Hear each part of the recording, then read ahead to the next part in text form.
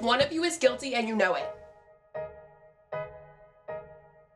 Now listen, fellas, I'm not messing around here. I want you to tell me exactly where you were on this date. Not to interrupt, but why are we here again? I've been leading an investigation into a crime that's recently happened in this neighborhood. Word's gone around, and after some digging, I've narrowed down my suspects to the two of you. What? I never commit a crime. Who do you think I am, huh? Some kind of criminal? No way, that's gross. The world is cruel and justice must be served to those who have committed such atrocities. It is only fate. Shut it, suspect number 2. Enough chicanery from the both of you. I better hear a good explanation of where you were on the 28th of October, or you're both getting thrown in the slammer. Oh, the 28th? I remember that like it was yesterday. Let me tell you all about it. So this really crazy and funny thing happened, and it was like really cool. I was busy having lots of fun playing when I started getting really tired of my son. My son Pinku wasn't behaving very well, and I don't like him that much, so I ended up putting him to sleep. He was pretty grumpy at this point, but that's okay. Did you hear he got all A's on his report card? I'm so proud of him. Lately, he's been talking to his teacher a lot, and I hope he talks to her more so he doesn't ask me as many questions. Anyways, that day, I heard something crazy happened in the neighborhood. Some sort of crime happened, and I thought that was really weird.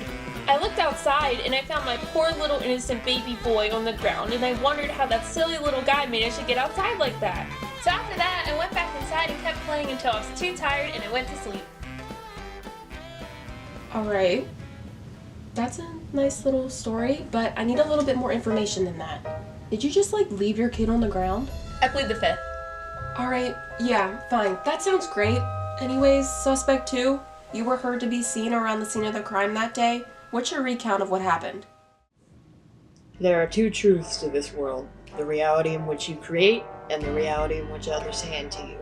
I, for one, choose neither. I choose to walk alone, in the shadows, undisturbed, obscured by the dark of the night.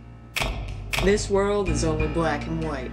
The only color I see is the hue of the blood I've shed, and the shadows in which it lies. That's right. My life is a platter, and my blood is the sauce. Even now, the evil seed of what I've done germinates within me. Eve gave the apple to Adam, and so the world was set ablaze, and man gained guilt. Bursting from the ashes, I will become a phoenix, declaring my transgressions to the world, absolving my sins and becoming anew.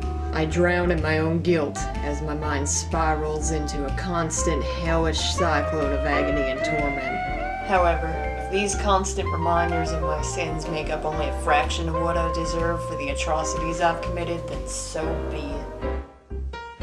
What the hell are you talking about?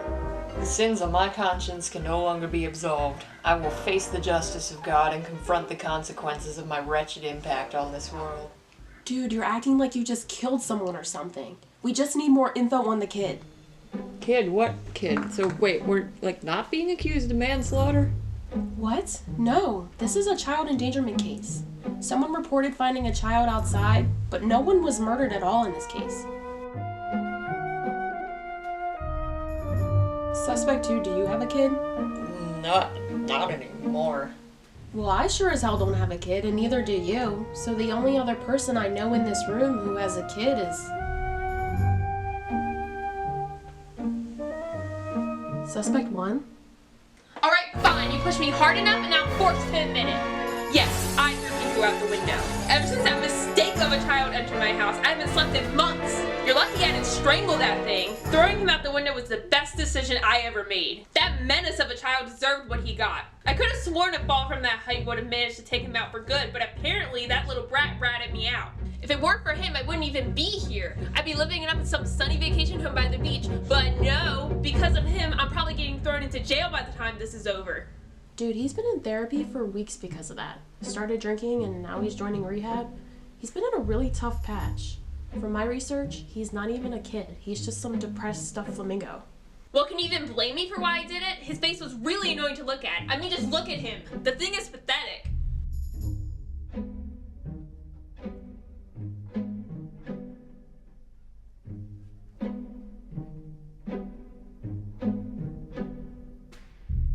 I mean, if it were me, I'd probably do the same Yeah, I thing. don't blame him. Because, stupid looking, he's dumb. Right, it just makes sense. I'd probably throw him out the window too, to be honest. Yeah, for real.